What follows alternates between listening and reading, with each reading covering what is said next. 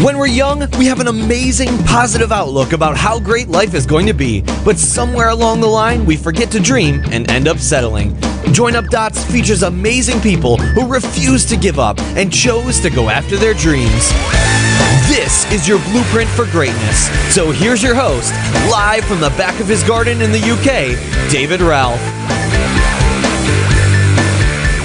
Yes, hello there. It is David Ralph from Join Up Dots, and this is another bonus edition of Join Up Dots, our little bite-sized motivational questions from listeners, or occasionally just thoughts that are going through my mind. And when I started doing these, I didn't quite expect to get so much response from them. I kind of threw them out to sort of test how they were going to fall, and certainly it's become one of these things that I get more sort of little feedbacks about these, and I can understand it in so many ways because it's quick and you can just sort of listen to it. If you like it, you can listen to it again, and it's not like ploughing through one of our normal episodes, which are an hour plus. So thank you for everybody that has dropped us a line and are posing these questions. Today's one is a very deep question, and it's one of these ones that I really had to step back and think about it, because even though I talk about this on a daily basis, when somebody poses a question to you, sometimes you can't quite answer that question straight off the bat. So this is the email. Hi David, loving the little bonus episodes of Join Up Dots. Keep them up, and of course still do the other ones too. Not asking for much there. I was reading an article the other day and the author posed a good question. And as you've asked for listeners to drop you a line if they have questions, my question is this. What do you believe stands between you and complete happiness? Clint Baxter, Tennessee, America.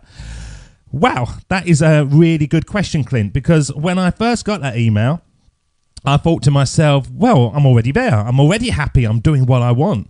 But of course, is happiness doing what you want or achieving what you believe? And I think that's where this conversation should start, really, because so many people have gone on a path and they've got themselves into a position where they thought it was what they wanted to do and it was going to pay them big money, but actually it makes them very unhappy.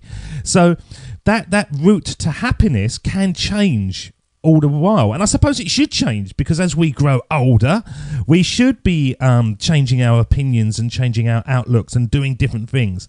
But what do you believe stands between you and complete happiness? Well, I remember this moment, and if anybody knows me personally, they will have heard me mention this numerous times, because for some reason this is one of the happiest moments that I had. And I was on a holiday in Tenerife, and my son decided he wanted to go diving, and he had to do a couple of lessons in a swimming pool with a diving instructor, and he passed all those. And so he was only 10. The diving instructor said, right, we're going to go off to this bay called Turtle Bay, where you can swim under the water and there's not a lot of current and you can see turtles swimming by, and it's a perfect place to start actually experiencing what diving is all about. So being his dad, I went with him. So we got into this little van and we were driving along, and I was chatting to the guy, the driving instructor, and I can't remember his name. I wish I could remember his name, because he had a big effect on me. And he must have been about anything from 18 to 50. He was kind of timeless, and he had long, blonde, straggly hair, and he had very sort of brown skin and not an ounce of fat on him. And he just looked like he didn't have a care in the world. And so I said to him, is this what you do all the time? Is this what your life is? And he said, yeah, it is, but it wasn't. And he was an estate agent, so he sold properties, a real estate agent in the United Kingdom, and he worked really hard, got all these qualifications, and he ended up running a shop in East Anglia, which is a kind of quiet area of the British Isles. And he said after 2 or 3 years, he was so bored, he thought to himself, I can't do this. Although this is what I thought I wanted to do, I'm going to go off on a different path. So he went off on holiday, and in a bar one night, he met this couple who ran a diving school in Madagascar or somewhere, quite exotic. And he went down there and visited them. And when he was down there, he thought, this is a good life. I fancy doing this. So he went for it, and he got the thing that he wanted. Now, I said to him, are you completely happy? And he said, at the moment, yes. This is all I want to do. I don't care about vast amounts of money. All I want to do is have time freedom.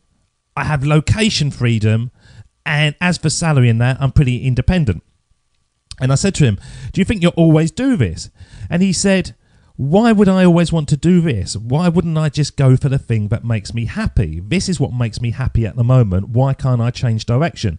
Well, that was pretty profound for me at that time. And we got to this bay and my son went down under the water and I went up and I sat on this little cafe on a cliff top, and there was blue skies all around and the cliff had no vegetation on it. So I was really on a rocky edge, and it had Wi-Fi, or Wi-Fi as they call it in Tenerife.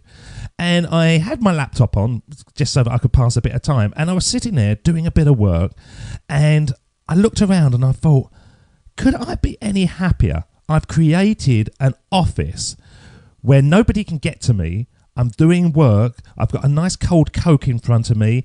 It's about 90 degrees. I've got a view that you would die for. Why can't I bring this happiness into my life? Why can't I create a life that is location independent? I can go take it wherever I wanted. And that was the first thought of happiness, what really meant something to me on the route to happiness. And I realised at that stage that the only thing that was standing between me and doing that was actually me. I was the thing that was between the happiness and the position I was actually in at that moment. So it wasn't long after that I actually quit my office job and I went out on my own. And effectively, I have created another office where I record all the shows, but I can do it when I want. And I can literally unplug my computer and I can take it with me. So I can record in Australia or wherever. I haven't done that yet, actually, and I will do. But I can create that freedom in my life. So I think the first thing that I would say in answer to you, Clint, is what do you believe stands between you and complete happiness? And it's yourself. I think it's really you that decides on whether you want to be happy and whether you want to go for it and whether you want to make the decisions that can bring that happiness or that perceived happiness into your life. And that ties into knowing your why. Now, I've spent a lot of time looking at what my why is. Why am I doing something? And it's a great thing to actually spend time working out, because when you do get opportunities and inconveniences or even clients willing to pay you money, if it doesn't tie into what you actually want to do with your life, then you can just bat them away and say, no, I'm not going to do it. So being totally transparent with you, I know that my why is control. My why is to have the ability to do everything that I was just saying, to be able to uproot my computer and my microphone and take it somewhere just because I want to do that. I want to be able to have 3 or 4 weeks off if I wanted to, and I can sort of create the shows to go live over a period of time, even when I'm not there. But it ties down to control. It ties down to not wanting to be in an office environment or have a boss who's telling me what to do. Now, it's not easy to get to your why because you've got bills to pay, you've got all that kind of stuff that we talk all about anyway. But if you start to realise that you're the thing that's stopping you getting to your why, you're the thing that's stopping you getting to your happiness, I think that you've got at least 1 or 2 feet into the journey already, onto the journey already. And I think you're already making the right movements. You're making those mental decisions that can actually take you to where you want to be. And without making this show go on too long, I think the last thing that actually stands between you and complete happiness is the expectations of others. I think that we're surrounded by people that, for whatever reason, believe we should be doing a certain thing. We believe that we should be going off to work. We shouldn't just be creating our own futures. That's not how life is. We should be doing this. We should be doing that. And it's not surprising because you've had that from the moment you were born. Literally, your parents would always say, you've got to go to bed at a certain time. You've got to wake up at a certain time. You've got to go to school. You've got to do this. You've got to do that. Then you go through the education system and they tell you that as well. So you really are brainwashed right from early days, and there's nothing you can do about that. That's just how life is, until you make a decision to say to the rest of them, no, it's my life, it's not your life. You go off and lead your life how you want to be.